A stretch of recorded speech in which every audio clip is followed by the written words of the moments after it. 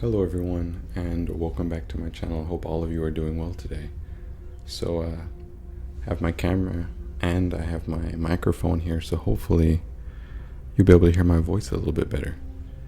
So today I want to talk about something a little bit random. It wasn't really anything I planned.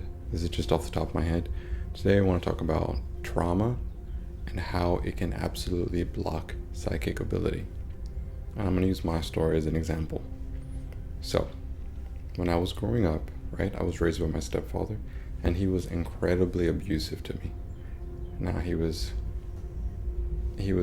physically abusive, he was emotionally abusive, verbally abusive, and unfortunately other kinds of abusive as well. And it wasn't just once in a while, it was an all day, every day type of thing. It was unending. From the time I was 2 weeks old until I was 18 years old. My entire life was violence, abuse, being belittled. Sometimes I would go without eating. I wouldn't be allowed to sleep. Like, it was a lot of stuff, right? And it was just constant. And it was to the point where the trauma was so severe that I was afraid of people. I couldn't look at other people when I would be out in the world, and I actually ended up getting a disorder called nightmare disorder, where you only have nightmares every time you go to sleep. So I pretty much only had nightmares. I had about 3 to 4 different kinds of nightmares for about 10 years straight. I only had nightmares. And just to kind of put it in perspective for you, and maybe later on I'll elaborate on my upbringing a little bit in a different video, maybe a life story or something. But I'm just trying to illustrate how kind of severe that trauma was, right? And the thing with that was, originally, when I was younger, I naturally was able to see spirits and hear spirits and astral project at will, and I did it all the time. But over the years, as I became an older child and a preteen and a teenager, and this trauma kept happening to me on a daily basis, I was basically forced into survival mode at a very young age, and I was made to be a victim and live in a constant state of victimhood. And basically, because I was in survival mode, I wasn't focusing on anything external. I wasn't focusing on my abilities or even my natural talents for things like art or other things, because I was so caught up with just trying to, not falter and pass away, basically. I was just trying to survive, and in doing so, I shut down a lot of my energy centers in my body. My energetic body, became so overwhelmingly filled with fear and anxiety, because that's all I knew pretty much. Now, I'm obviously not a child anymore. It's been a long time since I moved out of that house. But when you leave a traumatic circumstance or a traumatic situation, unless you process all that stuff, it stays inside of your body and it can act as a blockage, right? Now, I wasn't able to astral project because I had a lot of fear that lived inside of my body, basically. And that fear kept my astral body kind of stuck into my physical body, because there was just so much fear. It kind of weighed it down, right? Because I was so overwhelmingly kind of stuck in that kind of fight or flight, I wasn't able to access my clairvoyant or clairaudient abilities anymore. And only through working through that trauma do the abilities start to come back. And honestly, I'm still working through that stuff, because it was just so much and so severe that it's just been a very long journey for me. Now, where I am now, it's unrecognizable to the person I was 5 years ago, and even more unrecognizable to the person I was 10 years ago.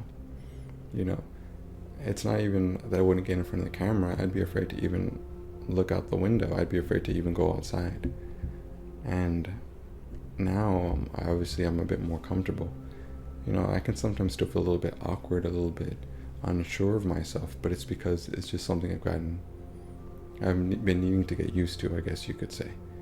Only by working through your traumas and facing them head on will you start to make progress in unblocking your abilities. Otherwise, or in another way you could think about it, everyone has the ability to kind of cultivate these abilities. Even if you're not naturally really born with them, you can learn those abilities. But it's going to be a lot harder to pick up a new ability or to tap into abilities if you have a lot of trauma and fear in your body. It's not to say that it will cancel out your abilities. There are people I know who have a lot of trauma who are still incredibly psychic. But one thing I will say, in my case, is that because of the way the trauma manifested in my energy body, it absolutely blocked out all of my abilities. My stepfather belittled me constantly, and because of that, I doubted myself, and by extension, I doubted my abilities. And I think that it's just one of those things that you really have to work on. Now, it can be very uncomfortable to try to address traumas, especially certain kinds of traumas, as we all know. But sometimes, if you don't want to talk to a friend or family member, and unfortunately a lot of times they can't relate if they haven't been through it themselves.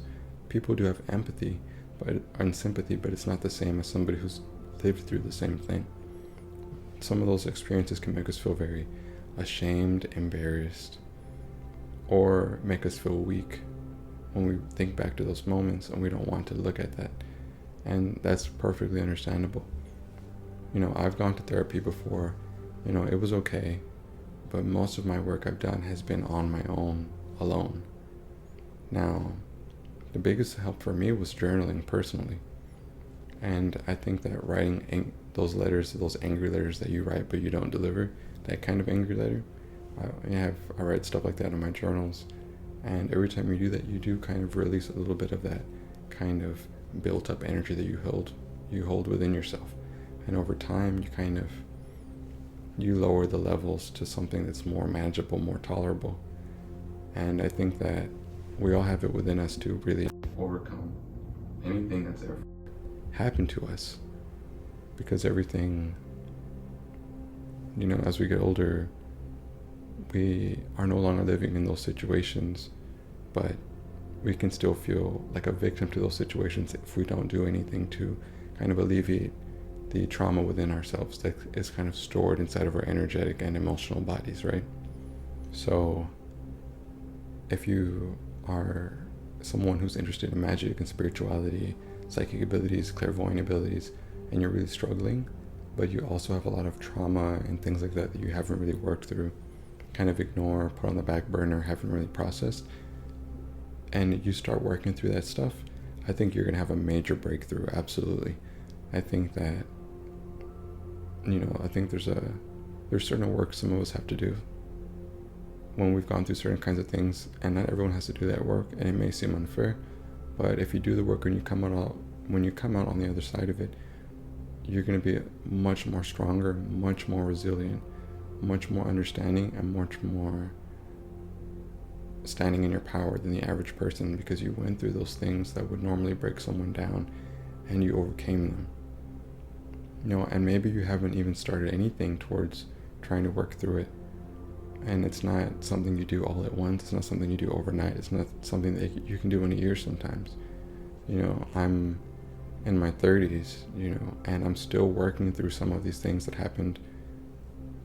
Granted, it was 18 years, almost 2 decades of endless trauma, but I've made significant progress. I've made leaps and bounds in my recovery, and I think you can too. And I think you can make huge improvement in your abilities if you just take the time and just start putting even a little bit of effort into healing yourself.